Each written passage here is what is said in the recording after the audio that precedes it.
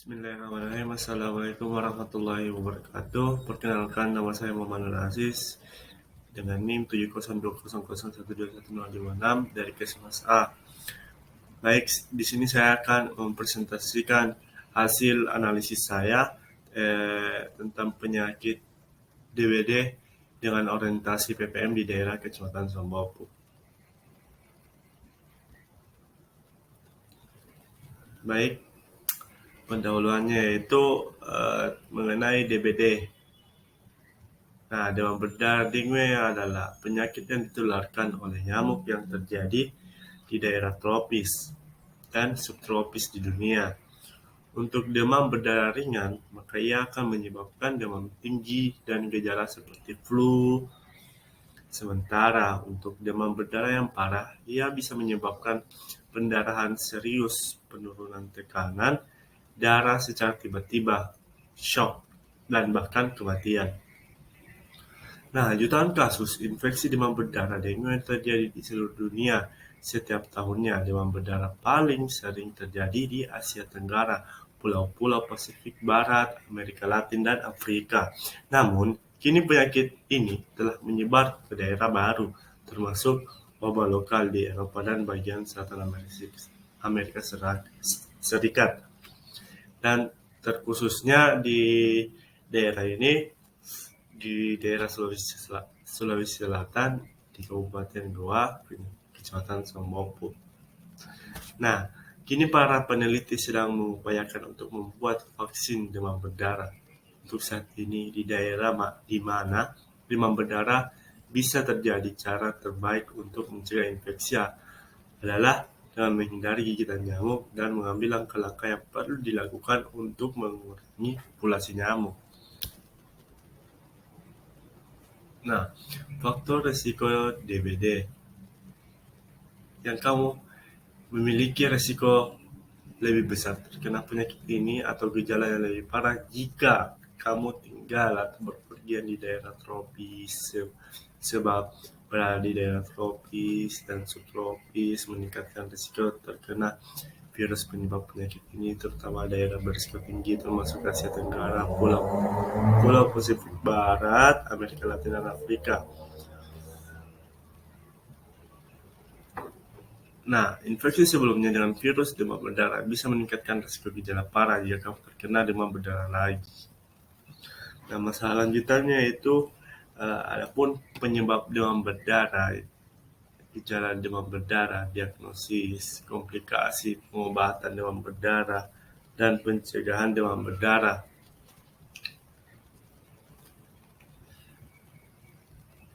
Nah, penyebabnya yaitu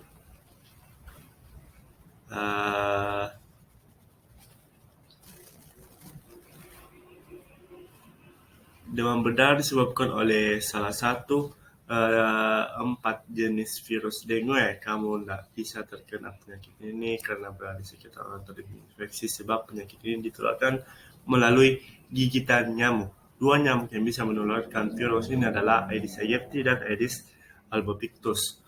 Nah, 2 jenis nyamuk ini sering menyebarkan virus dengue ini umum ditemukan baik di dalam maupun di sekitar pemukiman. Ketika nyamuk menggigit seseorang yang terinfeksi virus dengue, virus tersebut masuk ke dalam nyamuk. Kemudian ketika nyamuk yang terinfeksi menggigit orang lain, virus memasuki aliran darah orang itu dan menyebabkan infeksi. Nah, gejala demam berdarah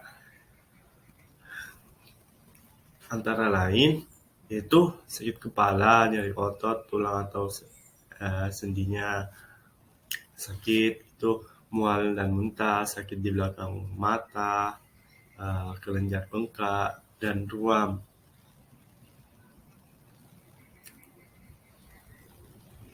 Nah, diagnosisnya, mendiagnosis penyakit ini bisa sulit. Mengapa? Karena tanda dan gejalanya dapat dengan mudah dikacaukan dengan penyakit lain seperti chikungunya, virus Zika, malaria, dan demam tifoid. Nah, dokter juga kemungkinan akan bertanya tentang riwayat kesehatan dan perjalanan Dokter juga akan mengambil sampel darah untuk diuji di laboratorium sebagai bukti infeksi salah satu virus dengue. Nah, komplikasi ini eh, demam berdarah yang parah dapat menyebabkan beberapa komplikasi seperti perdarahan internal dan kerusakan organ. Tekanan darah juga bisa diturunkan ke tingkat yang bahaya hingga menyebabkan shock. Dalam beberapa kasus, demam berdarah yang parah juga bisa menyebabkan kematian. Pengobatan demam berdarah itu bisa dengan berkurangnya buang air kecil, sedikit tidaknya air mata, mulut atau bibir kering, kelusuan, atau kebingungan, ekstrem, ekstremina, ekstremitas, dingin atau lembab. Jika kita DBD yang parah, kita perlu perawatan suportif di rumah sakit, pergantian cairan dan elektrolit intravena, pemantauan tekanan darah atau transfusi darah untuk menggantikan kehilangan darah. Nah, pencegahan DBD ini salah satunya ialah gunakan AC atau kelambu yang dipasang di ventilasi di tempat tidur. Selain itu, nyamuk yang membawa virus dengue paling aktif dan fajar hingga senja. Tetap mereka juga dapat menggigit pada malam hari. Nah, selanjutnya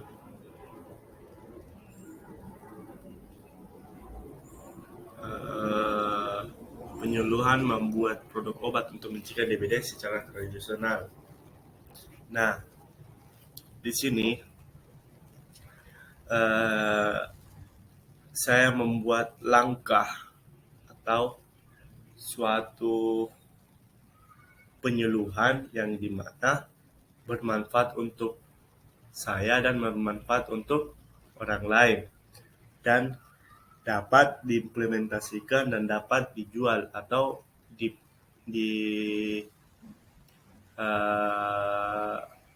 diprodukkan di daerah tersebut.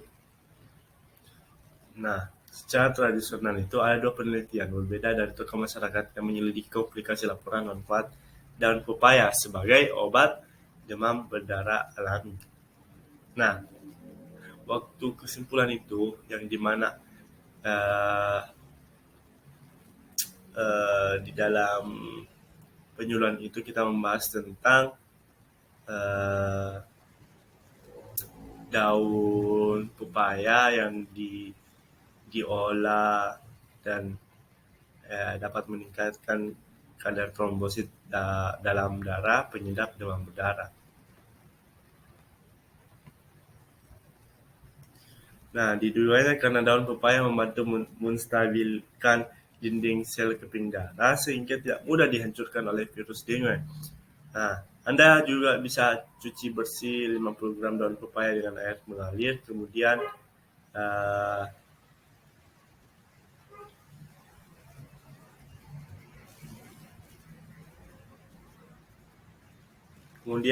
tumbuk daun hingga halus, tetapi jangan sampai menjadi bubuk. Seduh gurusan daun pepaya tersebut dan saring airnya. Minum air rebusan dan daun pepaya 3 kali dalam sehari sebagai obat demam berdarah alami. Agar bisa memperagakan ini bisa menghasilkan produk yang bermanfaat di daerah yang sangat mudah terjangkit penyakit DBD. Nah, di sini sesudah itu adapun hasilnya yang dimana kita mengambil botol kecil dan mengisi dengan air rebusan ini, dan sebanyak 120 orang juga yang membuatnya dan dapat memprodukkan hasilnya ke orang-orang sekitarnya. Nah, adapun juga minuman yang harus diminum untuk menghindari DBD, yang tadi itu orang yang terkena DBD. Sekarang untuk menghindari DBD itu harus meminum jus buah jambu, yang dimana di sekitar Kecamatan Sembopo itu biasanya orang-orang sering mengabaikan jus jambu dan harus dibiasakan meminum jus jambu untuk menghindari penyakit DBD tersebut.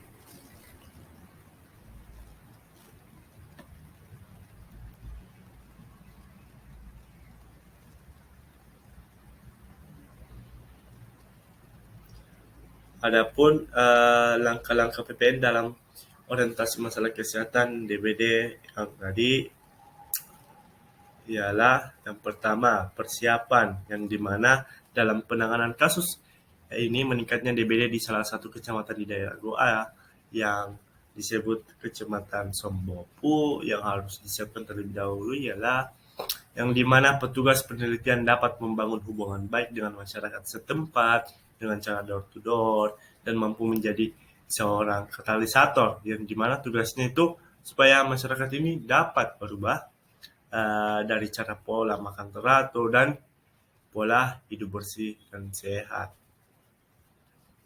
Nah, peranan partisipasi masyarakat yang dimana dapat ikut serta menghadiri seminar yang diadakan dan penyuluhan pembuatan obat DBD yang ada di daerah Kabupaten Goa atau Kecamatan Sembopo tersebut dan partisipasi dari dana masyarakat agar bisa berjalan lancar kegiatan ini. Contohnya, energi untuk bekerjanya, uang dari masyarakat itu, bahannya dan pola pikirnya. Yang kedua, perencanaan. Nah, planning yang dilakukan selanjutnya ialah dapat memperagakan kepada masyarakat agar bisa membuat obat DBD dan obat terhindar DBD. Dengan itu pula kita sebagai petugas dapat memberikan bahan atau material di penyuluhan itu kepada masyarakat terlebih dahulu untuk mengetahui apa sih dampaknya dan bagaimana cara memprosesnya agar bisa terhindar dari penyakit DBD tersebut. Nah, yaitu pelaksanaan.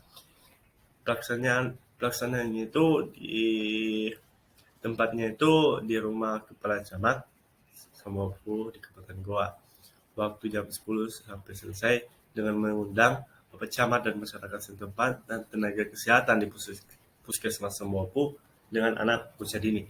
Nah, adapun pemantauan, petugas dapat mengamati setelahnya penyuluhan dan seminar apakah perkembangan dari masyarakat dapat terhindar dari penyakit DBD atau masih belum sama sekali ada perkembangan atau pengertiannya terhadap material yang telah dikasih oleh tim petugas penelitian. Nah, di sini petugas bisa follow up juga datang kembali jika suatu saat setelah produk membuat obat terhindar penyakit DBD ini telah jalan, dapat diimplementasikan kepada masyarakat yang ada di Kabupaten Goa. Nah, evaluasi. Nah, di sini evaluasi ini seperti dapat mengisi kuesioner yang dibagikan dalam bentuk fisik guna untuk mengulang pemahaman tentang penyakit DBD dan tindakan apa yang tidak boleh dilakukan dan tindakan apa yang mesti dilakukan untuk terhindar dari penyakit DBD tersebut. Nah, terakhir perluasan. Petugas juga dapat melihat apa pertambahan di sisi dana dan jumlah masyarakat yang hadir dalam kegiatan penyuluhan dan melakukan pembuatan obat sebagai produk yang akan dipasarkan atau bisa dipergunakan di masyarakat sekitarnya.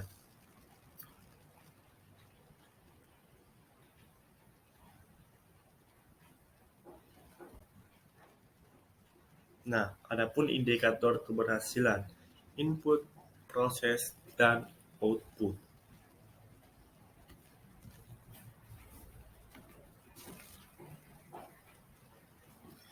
Nah, adapun indikator keberhasilannya yaitu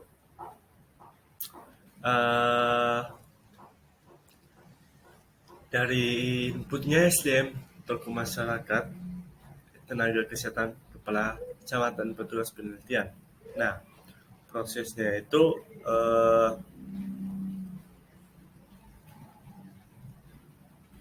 jenis komunikasi atau bisa disingkat KIE yang dipergunakan ialah door to door dan memberikan penyuluhan serta bahan agar masyarakat bisa mengimplementasikan produk yang sudah ia bikin untuk mencegah adanya penyakit DBD untuk kedepannya, dan difasilitasi oleh Pak Camat Sembopu untuk masalah ruang dan konsumsi. Dan masyarakat juga senang adanya kegiatan yang dilakukan oleh petugas penelitian dari anak tersebut. Nah, outputnya yaitu jumlah masyarakat yang hadir di penyuluhan serta seminar yang diadakan petugas penelitian ialah yang ikut seminar 100 orang orang tua, 20 orang anak usia dini. Nah, yang kedua, tokoh masyarakat seperti Pak Camat dan stafnya sekitar 5-6 orang. Tokoh agama yakni salah satu ustadz yang ada di masjid di Kabupaten Goa 1 orang. Jumlah UKBM yaitu 1 kelompok petugas penelitian. Jumlah dana masyarakat yaitu dana dari kantor camat yang turun langsung untuk memberikan suplemen kepada masyarakat agar bisa membantu masyarakat hidup lebih bersih dan sehat. Jumlah material masyarakat yaitu yang pertama daun pepaya yang dapat diolah menjadi obat penyembuh, dan 2 jambu bisa dikonsumsi menjadi jus dan diminum setiap hari untuk setiap hari atau setiap minggu, sekali seminggu untuk mencegah timbulnya penyakit DBD. Adapun indikator keberdayaan yang dimana meningkatkan kesadaran dan keinginan untuk berubah. Beberapa sasaran memahami program. Total yang ikut berpartisipasi adalah 120 orang yang memahami semuanya.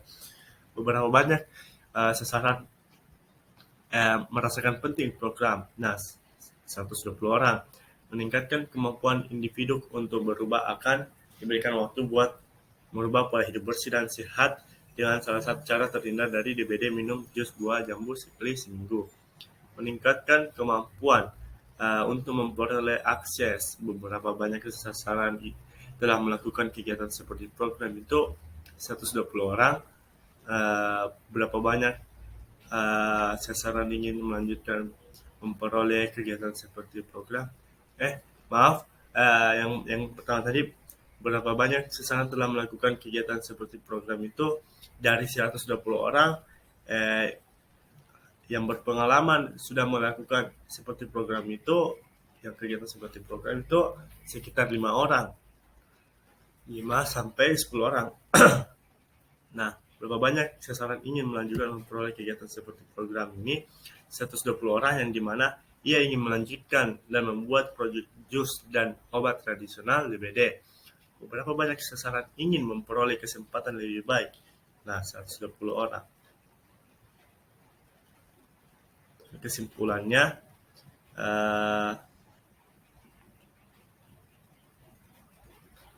selalu menjaga kebersihan, jangan terlalu mudah